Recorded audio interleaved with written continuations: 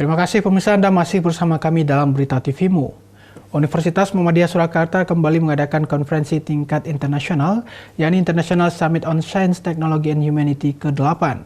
Konferensi ini akan menghadirkan akademisi dari dalam negeri dan luar negeri, serta mahasiswa Universitas Muhammadiyah Surakarta. Barangkali gambarannya demikian. Silakan jika ada ini.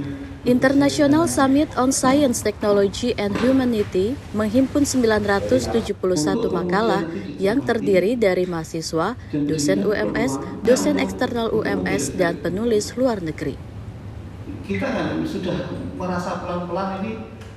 Konferensi internasional ini mengambil tema Academic Improvement for Recovery Acceleration. Pemilihan tema tersebut merupakan langkah dalam mempercepat pemulihan pasca pandemi COVID-19. Yang lebih terkait dengan persoalan percepatan pemulihan, karena sebenarnya setelah COVID itu kan yang dibutuhkan adalah bagaimana pulih lebih cepat dan bangkit lebih kuat. Nah, untuk keperluan itu banyak negara kan perlu membangun dari semua sisi, dan dari sisi keilmuan, dari sisi akademik itu ada kontribusi yang diharapkan gitu.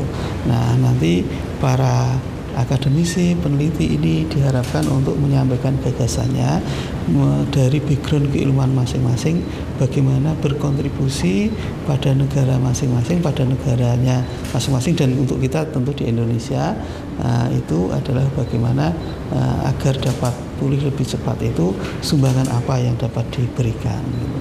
Mungkin hasil akhir yang ingin diperoleh dari konferensi ini sendiri apa? Terus mungkin ada manfaat juga bagi UMS sendiri, Bapak?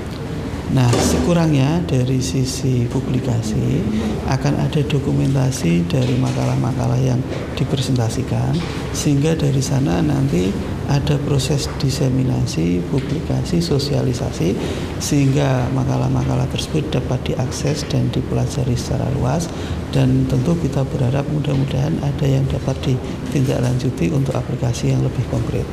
Nah, untuk UMS sendiri tentu lebih pada persoalan kita dapat melayani proses publikasi ini atau menyediakan fasilitas agar rekan-rekan peneliti akademisi ini dapat menyampaikan hasil riset dan kegiatan akademik yang dilakukan untuk kemudian dipresentasikan pada seminar-seminar yang di bawah AIESEC itu.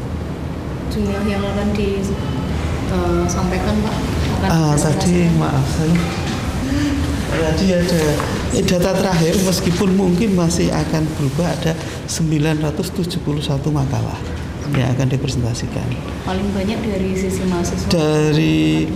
Dari mahasiswa cukup banyak, mahasiswa S1, S2, S3 ini cukup banyak, ada 701. Kemudian dari dosen UMS ada 34, dari dosen eksternal ada 216, dan dari luar negeri ada 20. Termasuk ini juga bisa menggantikan skripsi dan tesis, itu seperti apa, Pak? Iya, jadi UMS memberikan skema substitusi di mana mahasiswa yang berhasil untuk presentasi pada level tertentu ini dapat digunakan untuk menggantikan ujian pendadaran gitu. Nah, ini selain mekanisme substitusi ada mekanisme subsidi. Maksudnya apa subsidi? Karena mahasiswa itu untuk keperluan ini hanya membayar cukup murah, 100.000 saja. Pembukaan International Summit on Science, Technology and Humanity akan diselenggarakan di Kampus 1 UMS dengan menghadirkan keynote speaker dari China University Japan, Naukhali Science and Technology University Bangladesh, dan Universitas 11 Maret Surakarta.